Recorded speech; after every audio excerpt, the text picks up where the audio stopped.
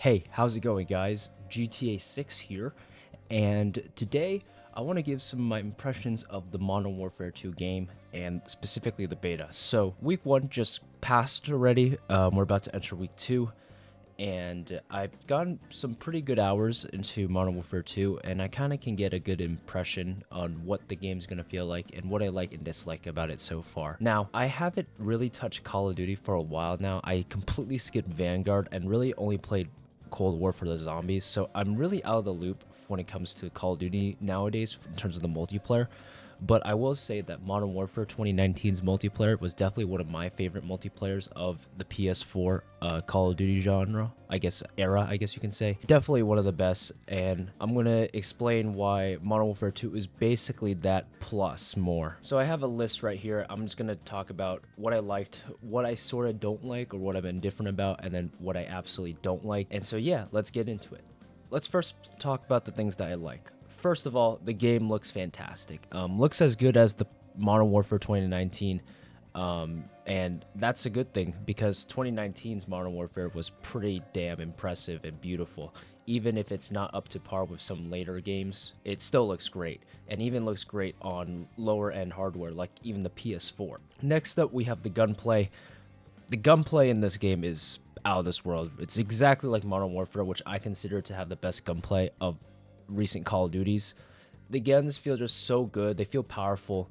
It feels right. Animations feel fluid and crisp. Animations while running, right? Running and movement and traversal feel great. You feel like you're weighted. It's weighted properly. Jumps feel fluid without being too over the top. It feels very, very grounded, and I can say that with that kind of contributes to why I feel the game feels so good to play, I guess you can say. And especially the Modern Warfare reboots, that these games have some of the best gunplay Call of Duty has ever seen, and I hope they continue doing this in future Call of Duty titles, even Treyarch titles. I think if they have like Black Ops with this type of movement and animation quality, would be absolutely brilliant. I also want to talk about the HUD. The heads-up display in-game is really clean. It's basically an improved version of the Modern Warfare 2019 HUD, I guess you can say, and I guess the Vanguard HUD too, but I actually really like this HUD. Super clean. A lot of the stuff that was kind of has been pushed out, and I think it's a very clean aesthetic, and I love the styling of like the text and stuff, so yeah. Also, I want to talk about the map design. This was one of the biggest complaints that Modern Warfare 2019 had. I think the map design in this game is much improved, almost like some of the DLC maps from 2019. Like I think Hovik Sawmill was one of the better maps. It's around that design right now.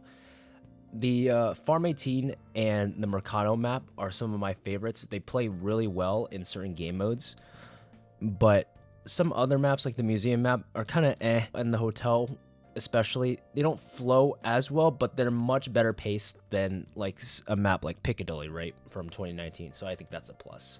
We also got Gunsmith 2.0, which feels great. It feels good not having to have 10 attachments. You actually feel like you're restricted and you have to balance yourself and craft your weapon instead of just Omega getting the best attachment and just overdecking your weapon to like a superhero weapon. That's great.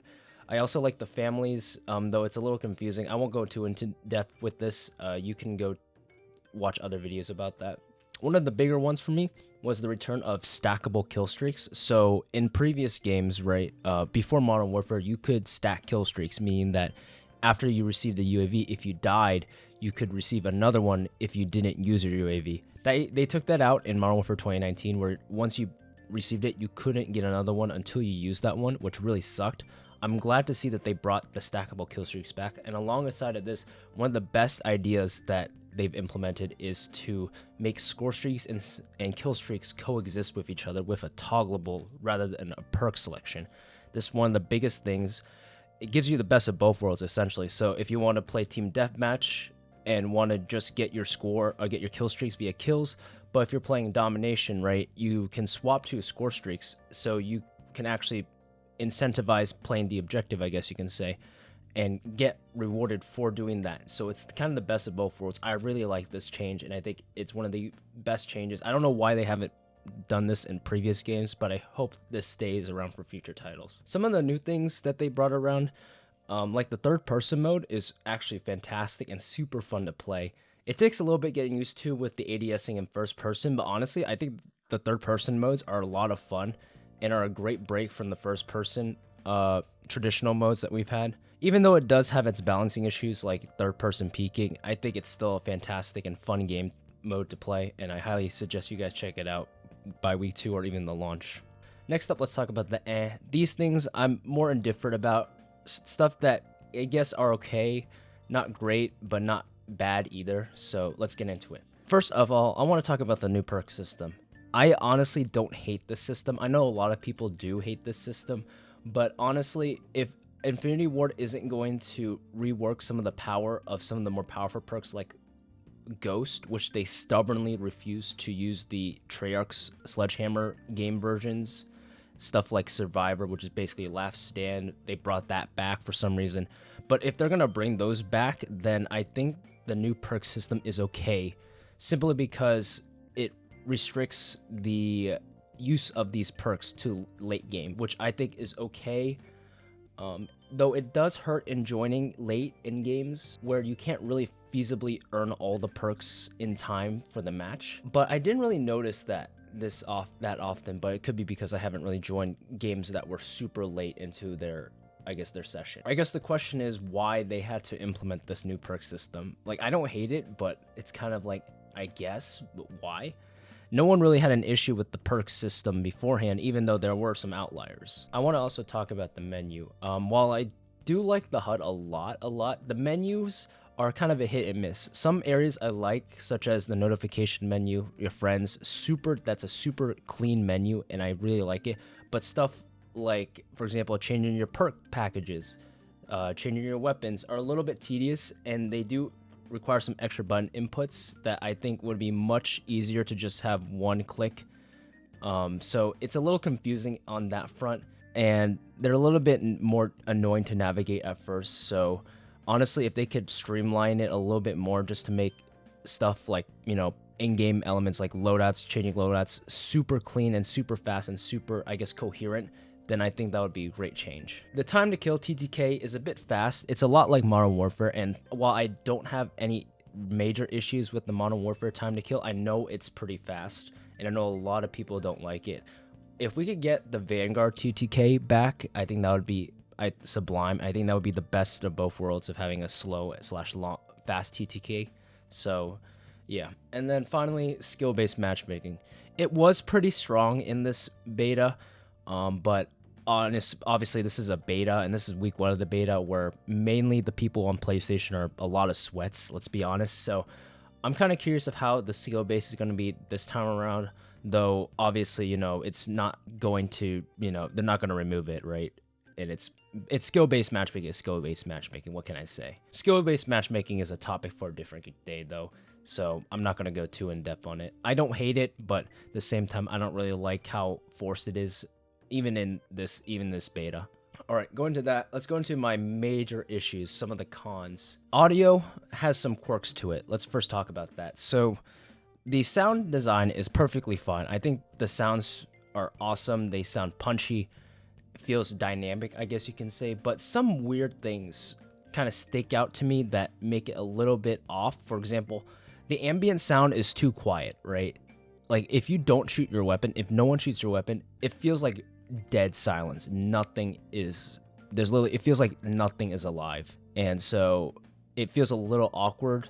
And because of that silence, it's much easier to hear footsteps, and that's another thing. Footsteps are so much louder in this game, which means that people are going to be sound whoring, and S&D is basically going to go back to mandatory dead silence for the most part, where, you know, people could just sound whore, which really sucks. I know dead silence is a field upgrade. I don't really mind that, but the fact that we have to resort back to dead silence as basically mandatory because the footsteps are so loud is kind of a bad thing. I really hope they lower the footstep audio because it's pretty apparent, as well as buff some of the ambient sounds. You know, the guns and all that stuff feel fine, but like the atmosphere feels so dead and empty, and it feels like not really breathing, I guess you can say. So if we can add some ambient, kind of like maybe like streets bustling, or like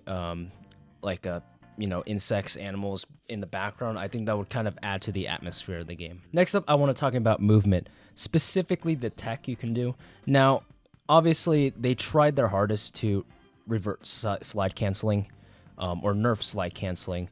And so they make it so that when you're sliding, you basically have to commit, but people have already found a way to essentially work around that issue.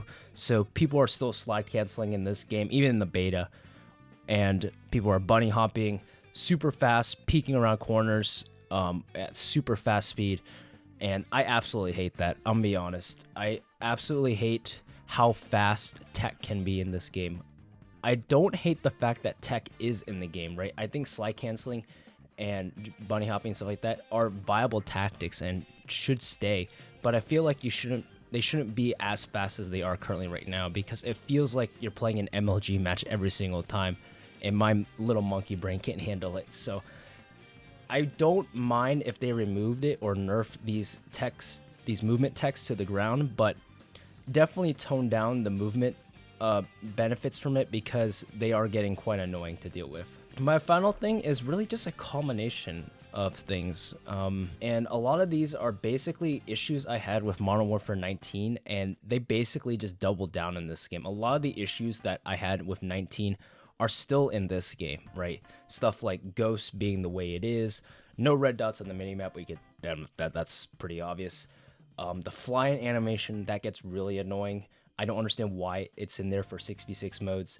Dead silences, I feel upgrade, though I'm not too indifferent. I'm not too negative about this part anymore.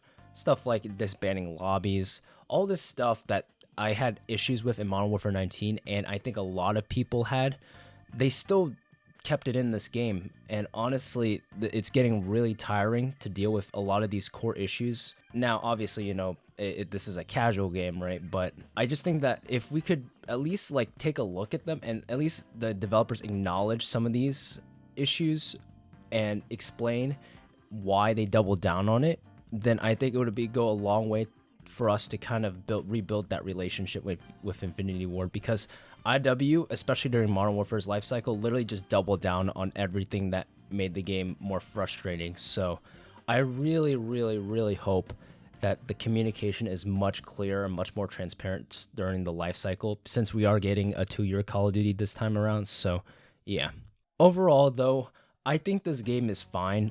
If I would give it on a scale of 1 to 10, I'd probably give it a 7.5 for beta. If you liked Modern Warfare, you're going to like this game. I think this game is fantastic, a lot of fun. If you like the gunplay and the way Modern Warfare 19 played, it's a more arcadey style, which is great. And with the map design being more symmetrical and stuff like that, all the new features that they added in. Now, if you had issues with Modern Warfare 19 and you didn't like playing it for a particular reason, I don't think you're gonna really like this game as much, or I don't think this game's gonna really pull you back in. Modern Warfare 2 doesn't really fix a lot of the core gameplay, I guess, design elements that made Modern Warfare 19 so frustrating. Stuff like the no red dots, I've explained that before, but stuff like that, if those things irk you, then I don't think you're gonna like this game. I think this game is mainly made for people who loved Modern Warfare 19, and I think for those people, I think they're gonna have a pretty good year, or good 2 years. I'm very excited to see how the DLC cycle comes around, because I am enjoying this game. Hopefully the content is as abundant throughout the 2-year lifespan, but we'll see about that. Anyways, those are gonna be my first impressions of the game. Hopefully you guys enjoyed the gameplay. If you guys did, make sure to leave a like. I may post more Modern Warfare 2 gameplay, especially the PvE stuff, since I am a pretty big fan when it comes to PvE content and first-person shooters. Let me know if I should do more of this, I guess, beta review or something like that. But yeah, hopefully you guys enjoyed the video, and I'll see you guys in the next one.